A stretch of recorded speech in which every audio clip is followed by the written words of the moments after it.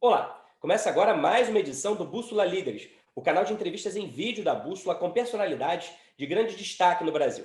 O bate-papo é sempre publicado no YouTube da Bússola e no portal da Exame. A conversa de hoje é com o ex-ministro Aldo Rebelo, liderança política que nas 3 últimas décadas ocupou importantes cargos nos poderes executivo e legislativo.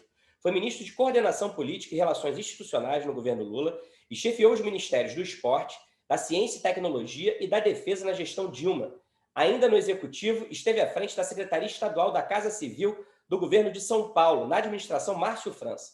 Iniciou a vida parlamentar como vereador da cidade de São Paulo no fim dos anos 80 e depois foi deputado federal por 6 mandatos, tendo ocupado a presidência da Câmara entre 2005 e 2007. Jornalista e escritor, Aldo Rebelo é autor de várias obras publicadas desde o início dos anos 2000 e acaba de lançar o seu mais novo livro, O Quinto Movimento, Propostas para uma Construção Inacabada, pela Jornal Já Editora, com apoio do Instituto José Bonifácio.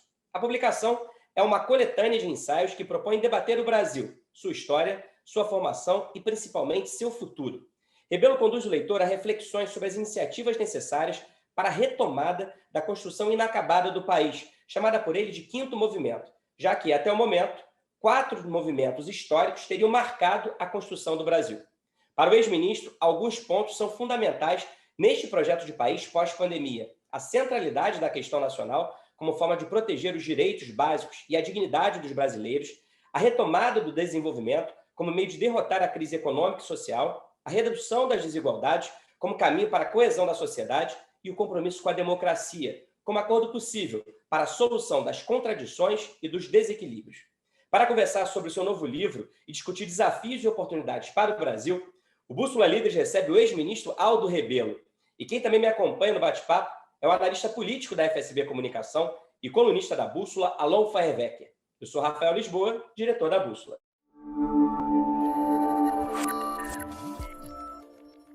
Aldo Rebelo, seja muito bem-vindo aqui ao Bússola Líderes. Muito obrigado por aceitar o nosso convite, ministro. É um prazer recebê-lo aqui. Um abraço, Rafael. É uma alegria o encontro. Eu quero também, claro, dar as boas-vindas ao meu amigo Alon Feuerwecker, que vai dividir comigo a condução dessa entrevista. Oi, Alon. Olá, Rafael. Olá, Aldo Rebelo, meu amigo, conhecido de mais de 40 anos. Eu não gosto de dizer isso porque revela um pouco a nossa idade, né, Aldo? Mas faço questão de deixar esse registro aqui. Aldo, a minha primeira pergunta é sobre a motivação para a sua nova obra, O Quinto Movimento, Propostas para uma Construção Inacabada. Um livro que aponta para o futuro, com reflexões sobre iniciativas necessárias para a construção de um país mais próspero e uma sociedade mais equilibrada. Mas antes disso, antes de falar de futuro, na primeira e segunda parte da obra, você faz um passeio pelo passado. O seu passado pessoal, ministro, com um pouco da sua trajetória e formação, e o passado nacional, com os 4 grandes movimentos históricos do Brasil, desde 1500 até os dias atuais. Como é que surgiu, então, a ideia do livro e o que o passado tem a nos ensinar na busca por respostas aos complexos desafios contemporâneos, que incluem, entre outras coisas, a pandemia, as mudanças climáticas e a revolução tecnológica?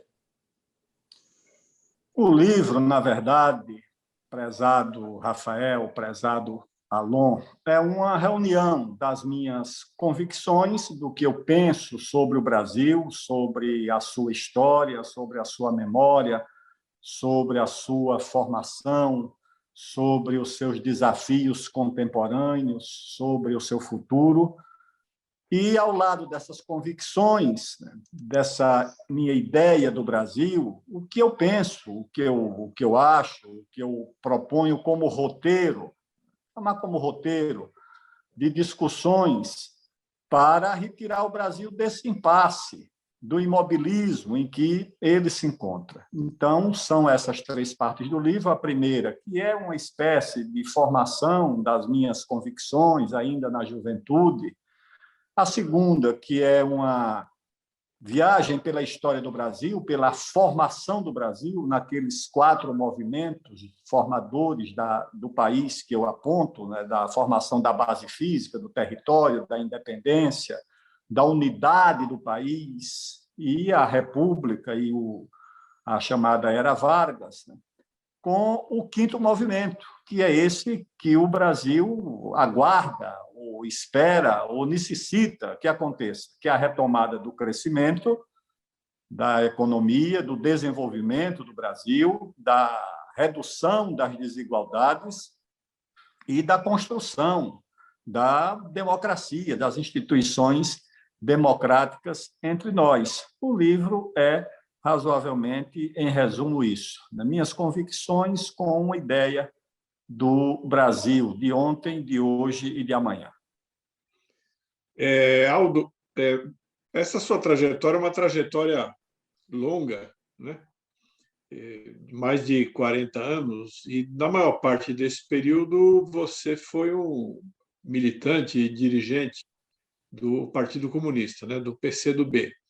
E nesse momento você está afastado, se afastou do partido, ou seja, isso foi um sinal de que as suas ideias e as suas posições políticas elas entraram num processo de transformação. O que você mantém das ideias essenciais que você tinha 40 anos atrás e que levaram você a essa militância, e o que você alterou? Se você tivesse escrito esse livro 40 anos atrás, naturalmente que, além dele não conter os acontecimentos dos últimos anos, né, por uma questão cronológica, mas o que, em termos conceituais, teria mudado nesse livro que você acaba de escrever? Alon, há 40 anos, provavelmente, se eu escrevesse um livro, ele estaria voltado para a centralidade da questão democrática e da questão social. Eu diria que o livro teria como centro a luta pela democracia, mesmo porque, embora o governo militar já estivesse há 40 anos perto do fim do seu ciclo, mas ainda existia, então a centralidade era a luta pela democracia. E a questão social. O que muda é que esse livro, que eu escrevi entre outubro e fevereiro de 2020 e 2021, a centralidade é a questão nacional, ou seja, a questão nacional é o eixo em torno do qual o país pode retomar o crescimento da economia, pode lutar contra as desigualdades ou para reduzi-las e pode aspirar a construir uma democracia verdadeira, duradoura e profunda. É em torno da questão nacional. Eu acho que essa é que seria a mudança de tom ou de enfoque nesses 40 anos. E, na verdade, eu continuo fiel a essas ideias originais. Eu sempre fui alguém muito ligado afetivamente ao país, à história, à memória, à cultura, desde das salas de ginásio, que eu tenho esse apreço pelo Brasil. Acho o Brasil um grande acontecimento da história da humanidade. E essas convicções é que me fizeram fazer com que a questão nacional passasse a ter centralidade na construção social e na construção democrática do nosso país. Ministro, dentro dessa centralidade da questão nacional, no seu livro aí sobre o quinto movimento, o senhor defende uma coesão nacional e social urgente no país. Na sua visão, esse quinto movimento ele pressupõe a união de forças heterogêneas, sociais, empresariais, intelectuais, políticas e culturais da cidade e do campo, para a retomada da construção do Brasil e de seu futuro. Como, na sua opinião, será possível superar essa polarização nacional existente hoje, marcada pela radicalização do discurso político de grupos à direita e à esquerda? Vejamos o seguinte, como primeira constatação. A história dos últimos 200 anos, a história da humanidade nos últimos 200 anos, é a história dos nacionalismos. E eu digo nacionalismo porque são dois tipos, duas categorias de nacionalismo. O nacionalismo dominante, hegemônico, das nações coloniais no primeiro momento e depois das nações imperiais. Esse nacionalismo é o nacionalismo vocacionado para a dominação, para a submissão de nações, de povos, aos interesses das nações dominantes.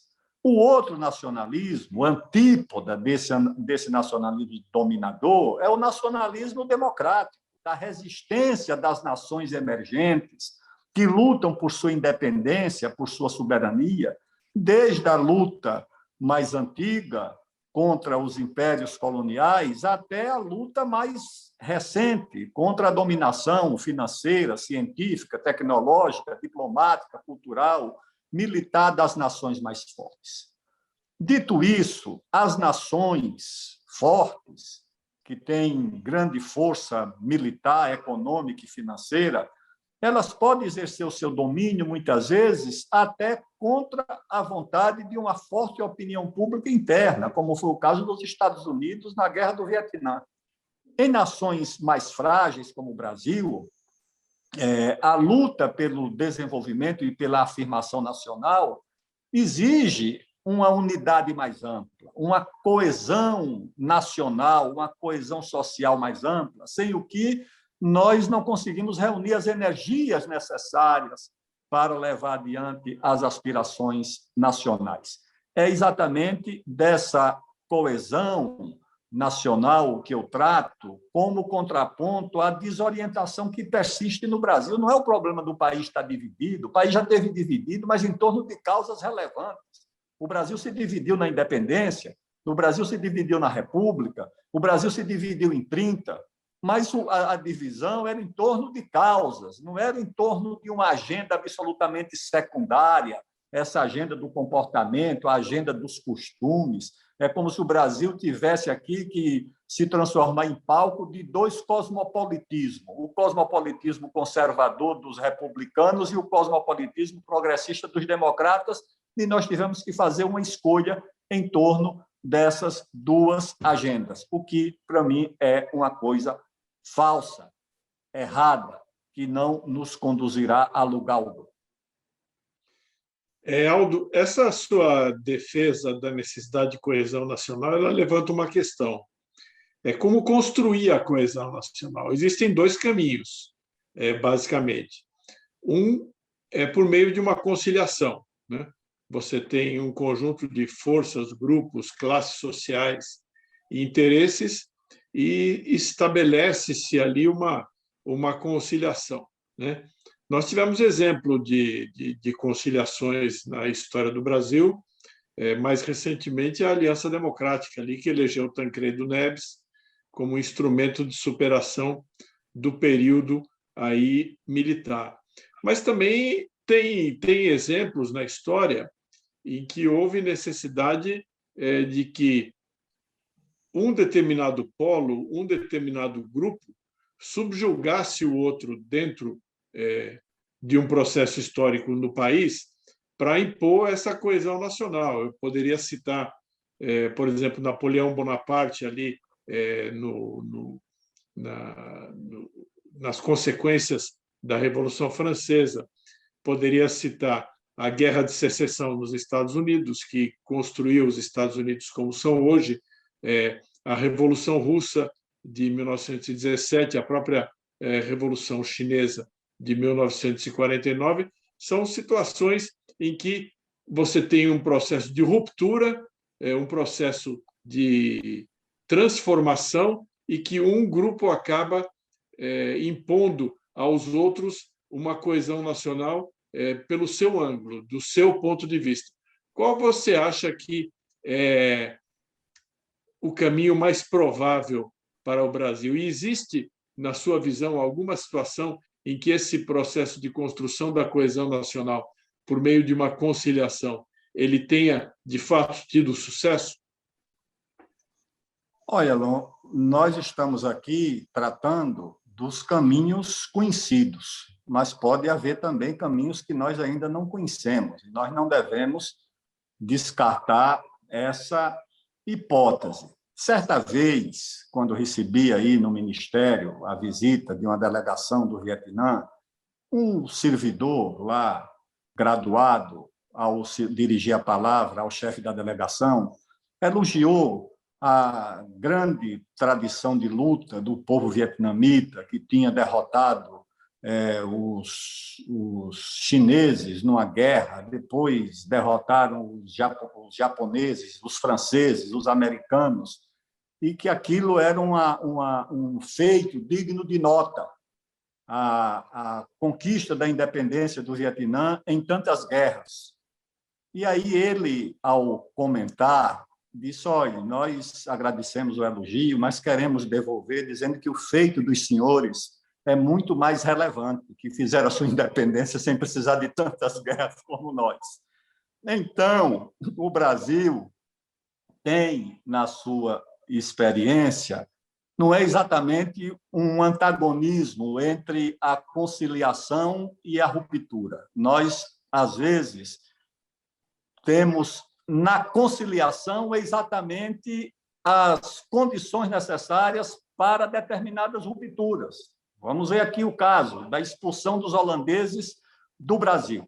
Não foi uma coisa qualquer. Ali, segundo Gilberto Freire, foi quando nós escolhemos o caminho de ser um país único e não de ser uma Java latino-americana.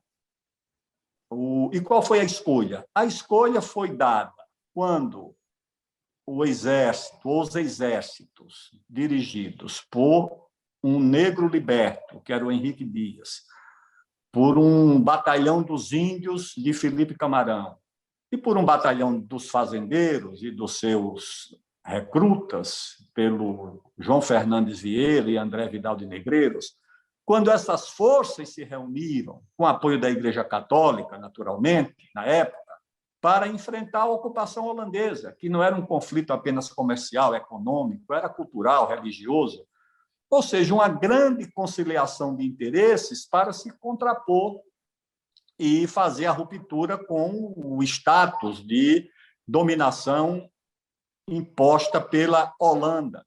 A independência do Brasil também foi a conciliação entre setores republicanos radicais, que queriam no Brasil uma república independente, com os setores conservadores dirigidos pelo José Bonifácio, com uma dissidência da própria coroa portuguesa, na figura do príncipe regente, com o apoio de fazendeiros, para fazer a maior ruptura da história do Brasil, ou a maior transição, que foi a independência. Para fazer a independência, nós precisamos conciliar muitos interesses antagônicos entre fazendeiros, republicanos, radicais, monarquistas, e fizemos a independência. A República também foi mais ou menos assim. A abolição, o que foi a abolição? A abolição foi um ato da princesa que exercia a regência do Brasil, ou seja, da coroa, do império, com militantes negros, amigos da princesa Isabel, como o André Rebouças, o Zé do Patrocínio, com os militares e com os fazendeiros de São Paulo, para fazer a abolição, a República do mesmo jeito. E, para encerrar essa viagem pela história do Brasil, 30. O que foi 30? O processo de industrialização do Brasil foi conduzido por um fazendeiro, um grande fazendeiro, o Getúlio Vargas, ligado aos militares, com o Góes Monteiro, o condestável do Estado Novo. Eu acho que, no Brasil, nós precisamos compreender esse processo nosso, que não é exatamente a cópia dos processos europeus, do francês, do inglês, do russo. Aqui nós tivemos caminhos próprios para fazer as nossas rupturas, para fazer as nossas alianças e para conseguir as nossas transições. Ministro, numa das suas respostas, o senhor falou sobre a história dos nacionalismos, né? Que a história do mundo nos últimos séculos conta a história dos nacionalismos, mas dois tipos de nacionalismos diferentes. Um nacionalismo que seria mais tirano, das nações imperialistas, colonialistas, e um nacionalismo libertário das nações emergentes como forma de resistência dentro desse processo. A defesa do nacionalismo, ela é uma das suas bandeiras desde o início da sua vida política, a defesa do nacionalismo brasileiro. Agora, no livro, o senhor disse aí, numa das respostas, mais uma vez, o senhor destaca a centralidade da questão nacional. Na sua visão, cabe ao Estado proteger os valores e a dignidade de cada cidadão e também, claro, os interesses e as aspirações do país. Nesse sentido, pensando então no futuro do Brasil pós-pandemia, qual, na sua opinião, deve ser o papel do Estado na economia, na promoção do desenvolvimento econômico, levando em consideração que hoje no Congresso estão sendo discutidas propostas de reforma com um viés liberal, reforma administrativa, reforma tributária, teve reforma da Previdência, justamente diminuindo o tamanho do Estado e a participação do Estado mais diretamente na economia. Rafael, nós vivemos um período em que a crise do liberalismo econômico está produzindo uma crise no liberalismo político.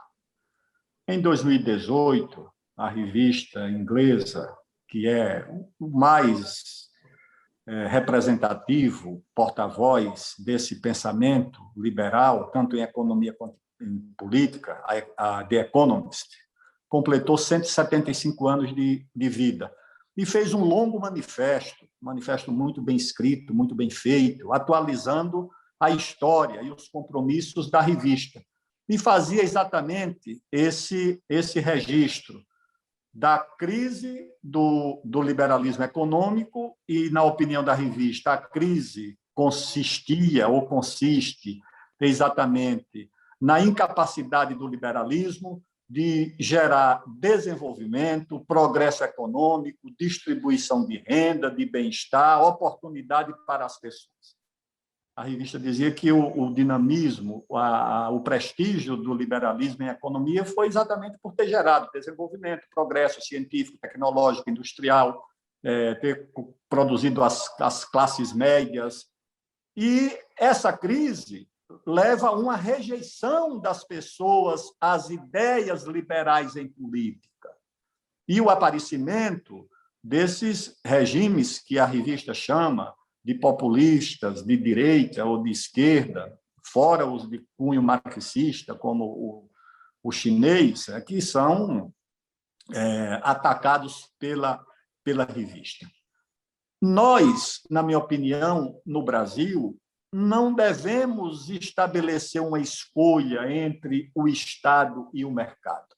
Em países como o Brasil, pelas nossas condições particulares, o Estado é um elemento decisivo, inclusive, no apoio às ações do mercado e, ao mesmo tempo, tem que se apoiar no mercado, na capacidade do mercado de oferecer desenvolvimento, crescimento, agilidade de decisões para fortalecer as ações do Estado.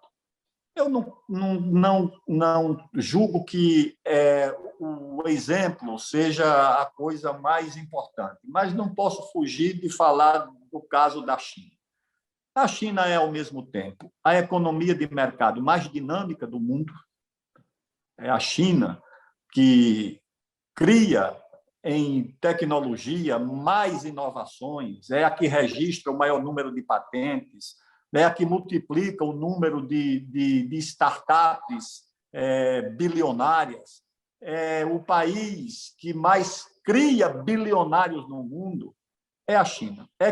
O país que tem 5 dos 10 maiores bancos do mundo e os 5 primeiros, os 5 maiores. Isso é a China. E, ao mesmo tempo, a China é o país que tem a presença mais robusta do Estado na economia. É a China também. É o país que tira mais gente da pobreza, é o país que mais aumenta salário. Quem mais aumentou salário no mundo nos últimos 10 anos não foi a economia europeia nem a americana, não foram as economias capitalistas, foi a economia chinesa.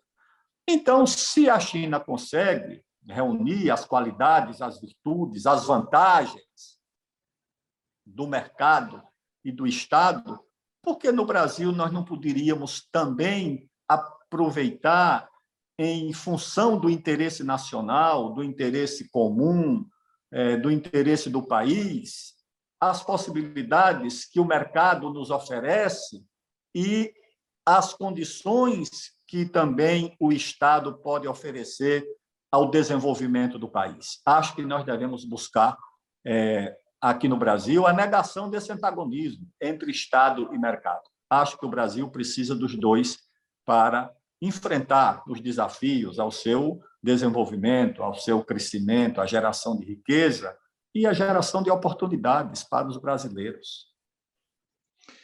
Aldo, sua trajetória, como eu coloquei no início, ela tem sido toda no campo político da esquerda, desde a militância estudantil, nos governos Lula e Dilma. Você foi ministro, se não me engano, 4 vezes, né?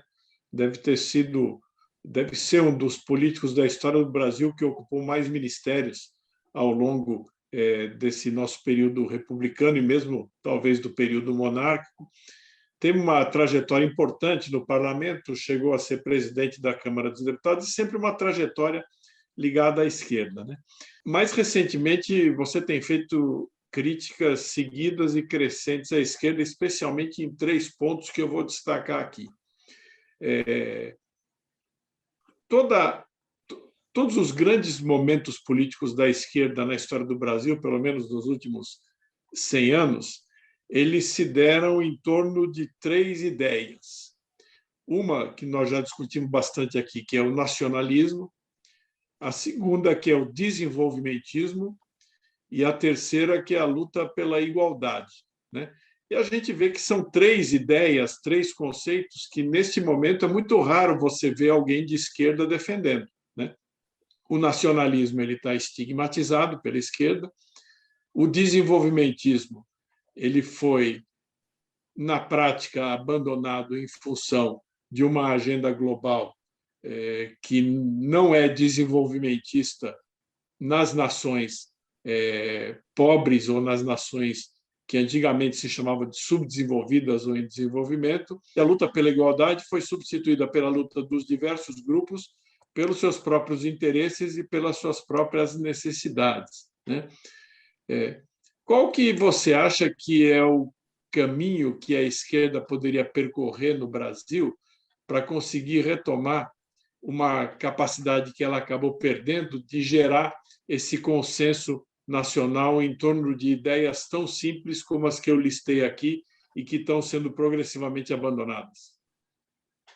Eu acho que a esquerda deveria abandonar as ilusões em relação às possibilidades que vislumbrou na chamada globalização das lutas sociais, como se essa fosse o contraponto à globalização do mercado. Então, tinha o Fórum de Davos e criou-se um outro fórum, que começou em Porto Alegre, depois saiu pelo mundo afora, como se essa agenda fosse capaz de substituir a velha agenda do interesse nacional, da luta nacional, da emancipação nacional.